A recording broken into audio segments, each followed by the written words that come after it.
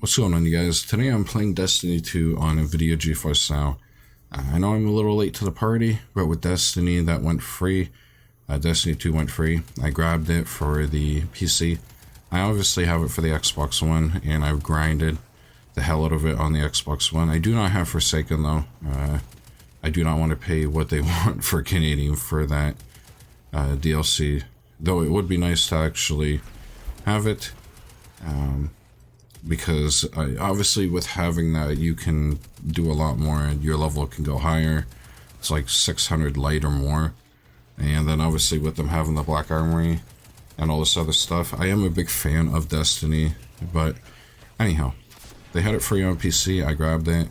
You do get, I believe, the DLC 1 and 2 free with the game. You obviously don't get Forsaken given to you, which is to be expected. You can buy it on the PC. But I figured I would do a video for if Destiny happens to go free again, and if somebody grabs it on their account. I know some people grab it even though they can't play these games at high settings.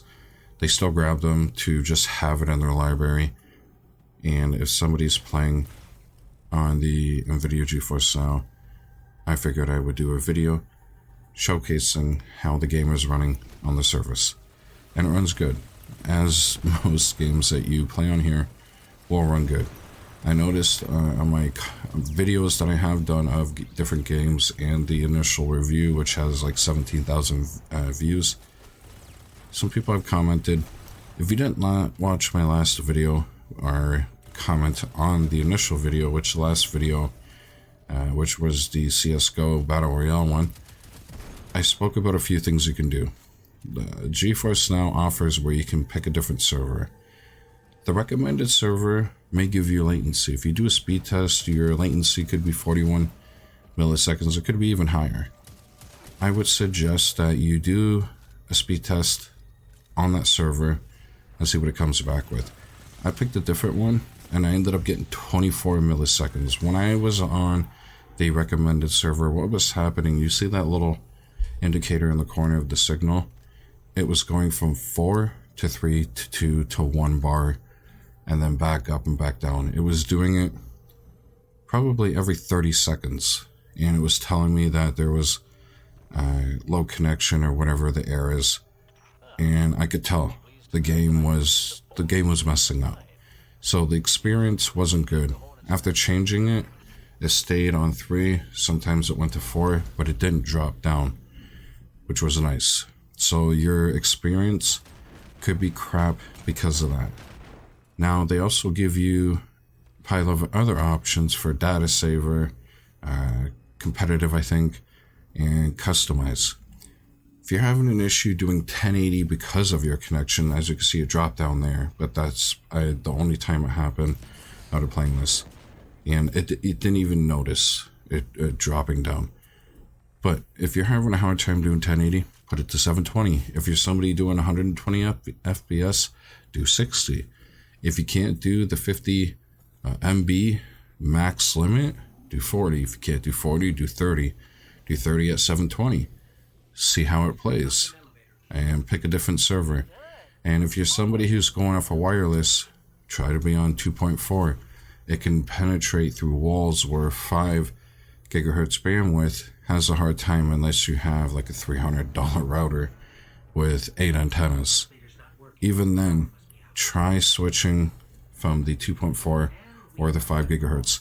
Now, you guys may not know this, but if you don't want to deal with the wireless, which they do recommend that you be wired, go out and get a power line adapter.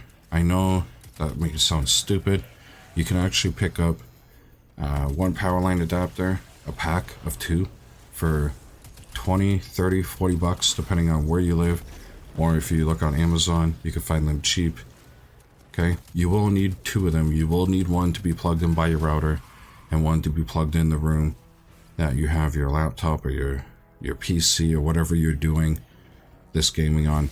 You plug it in to a receptacle, and what happens is it will use the wiring in your apartment, in your house, to transmit the signal, obviously from the router to that power line adapter, through the wiring, out the other power line adapter, and then you take an Ethernet cord from that power line adapter and plug it into your main device, and there you go.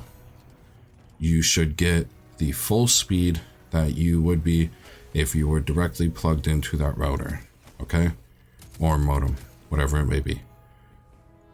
That's one way you can mitigate and get rid of any issues. If you're on wireless, again, you need to play around, and I'm sorry for you guys who are having issues, but Geforce now, like, they added different servers to mitigate and get rid of people who have lag issues, so on and so forth. So you really need to do a speed test on a couple of them and figure out, if you're on the west, pick a west one. If you're on central, pick central. If you're on south, east, do the exact same thing. Pick a server that is around there. If not, pick something that, you know, may seem too far from you and see what the latency is. You may be shocked that, you know, a recommended one and one close to you may give you 60, 50, 80, you know, millisecond delay, and then, you know, some far server may give you 24 or 10 megaseconds of latency, which is a green indicator where the other ones will be orange or red to show that you're having issues, okay? And again, as for how this game ran, it ran fantastic. Hopefully with the next Destiny game, I'm hoping they don't do this bullshit of, if you pay for the season pass, you get 2 DLCs, and then you have to pay for this stupid ass extension, how they did with the Taken King, and now how they have done with Forsaken. I'm surprised Bungie has not realized the fault of Destiny 1 and the fault that Destiny 2 has suffered, because that's why a lot of people stopped playing this game, is because they did that bullshit. You're paying $60 for a game, and then they want you to pay $50 or $40 for an expansion. You know, when you pay already for a season pass, like, that's so stupid. Like Call of Duty and Battlefield, you can pay for the game, you can pay for a season pass, and you get all the DLCs. I don't understand why they are greedy and they are doing it this way, but I hope you guys enjoyed this gameplay. The game ran goddamn fantastic. So if you're somebody who doesn't have a good setup and you want to use the NVIDIA GeForce Now service, you'll have a great time playing on Destiny and obviously using this service. Peace out, and see you in my next video.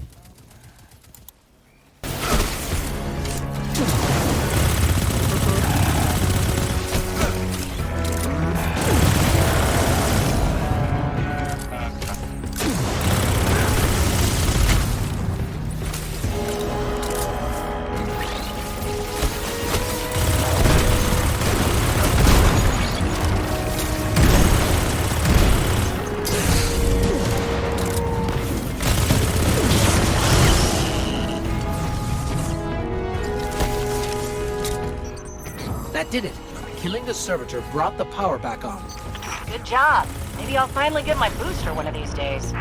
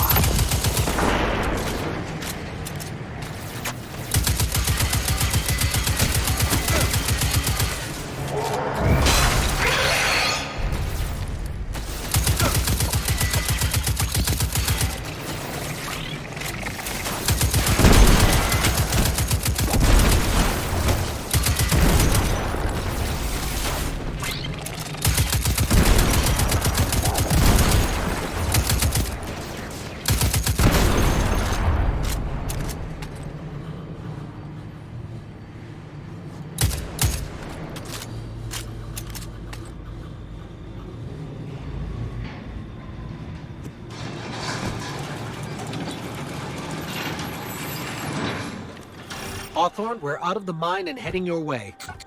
Then hurry up with that booster. Let's finish hooking up the comm network. And, thanks for the help. You're not so bad for a fancy pants guardian. Now that's the nicest thing I've ever heard Soraya say. You're in rarefied air, my friend.